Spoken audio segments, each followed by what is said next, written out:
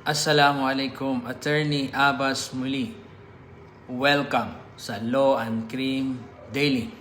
Ano ang pinagkaiba ng libel at slander?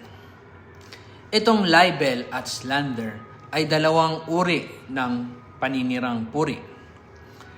Libel, ito ay paninirang puri na nakasulat o nasa permanenteng anyo tulad ng sa papel, naka-print, naka-broadcast o pinost sa internet.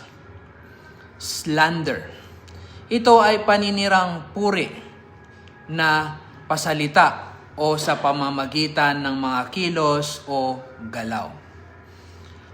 Kung magsusulat ka sa social media ng maling impormasyon tungkol sa ibang tao, that is libel. Kung sasabihin mo ito sa harap ng mga tao o sa telepono, that is slander. May natutunan ka na naman ba ngayong araw? I-like, i-follow, at i-comment ang inyong tanong.